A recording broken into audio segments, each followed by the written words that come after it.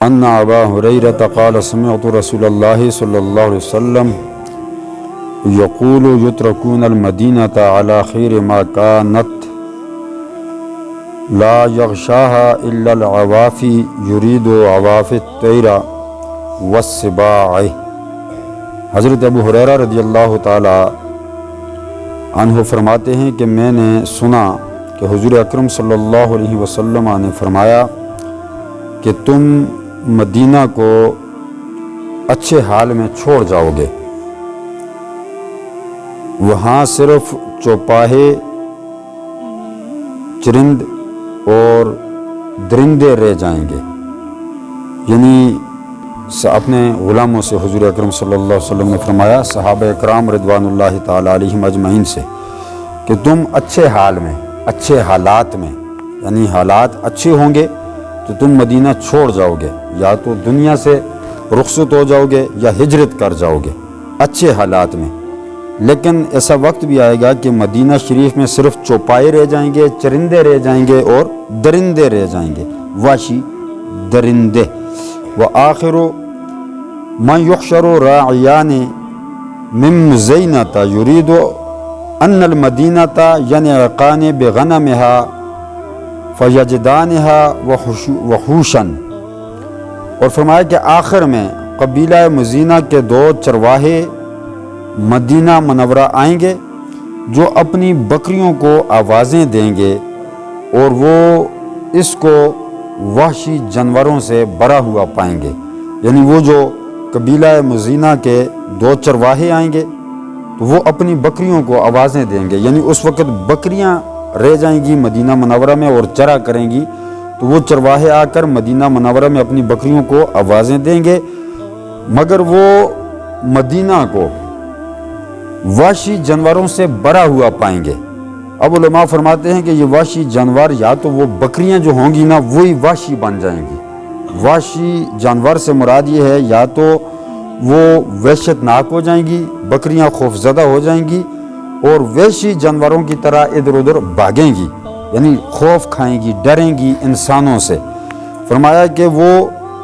چرواہے جو ہوں گے وہ اس کو مدینہ منورہ کو وحشی جانوروں سے بھرا ہوا پائیں گے، یا ان کی بکریاں وحشی جانور بن جائیں گی یا پھر اور وحشی جانور ہوں گے۔ حتی اذا بلغ ثنیۃ الوداع خر علی وجوہہما، یہاں تک کہ وہ ثنیۃ الوداع پر پہنچیں گے اور اپنے منہوں کے بل گر جائیں گے۔ یعنی کہ یہ حضور اکرم صلی اللہ علیہ وسلم کے معجزات میں سے ہے، یا حضور نے آنے والے وقت کی خبر دی کہ ایک وقت ایسا آئے گا کہ یہ معاملات ہوں گے۔ اور قاضی ایاز مالکی رحمۃ اللہ تعالی علیہ آپ فرماتے ہیں کہ یہ پہلے زمانے میں ہو چکا ہے، یعنی کہ حضور اکرم صلی اللہ علیہ وسلم کے دور کے بعد یہ معاملہ ہو چکا ہے۔ کس وقت؟ فرماتے ہیں کہ جب تک خلافت مدینہ میں موجود تھی تو یہ مدینہ منورہ مخلوق کی جائے پناہ تھا اور مقصد حیات تھا، یعنی مدینہ منورہ جب تک خلافت مدینہ کے اندر موجود تھی تو یہ لوگوں کی جائے پناہ بھی تھا اور مقصد حیات بھی تھا، اور دنیا کی تمام نعمتیں اس میں موجود تھیں۔ لیکن جب خلافت مدینہ منورہ سے منتقل ہو کر شام چلی گئی، یعنی خلفاء لوگ جو تھے، خلافت کرنے والے حکمران جو تھے، وہ شام کی طرف ہجرت کر گئے مدینہ منورہ کو چھوڑ کر۔ فرماتے ہیں کہ جب خلافت مدینہ منورہ سے شام کی طرف رخصت ہو گئی، پھر وہاں سے عراق میں آئی اور پھر اس پر عراب نے غلبہ پا لیا اور فتنوں نے گھر کر لیا، فتنوں کی بارشیں ہونے لگی، یعنی فتنہ فساد بڑھ گیا بہت زیادہ،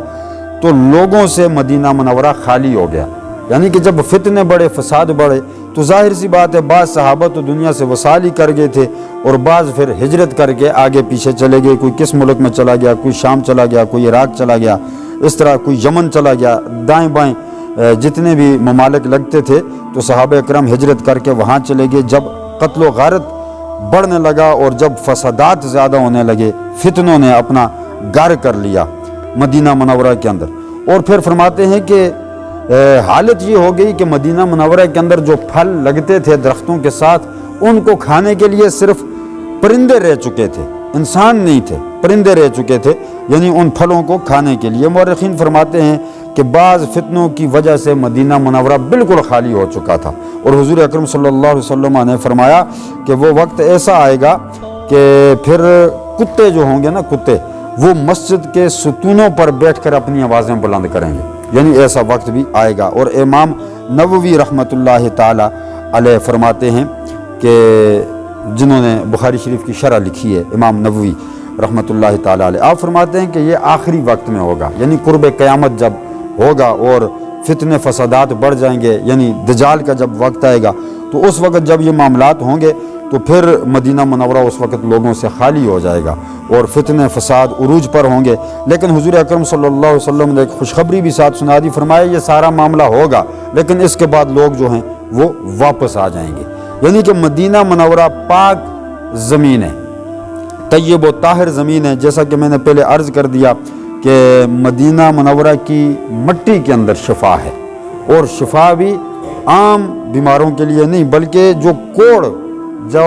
لا علاج مرض ہے، کوڑ کا مرض، اس کے لیے حضور اکرم صلی اللہ علیہ وسلم نے فرمایا کہ شفاء من الجذام، کہ یہ کوڑ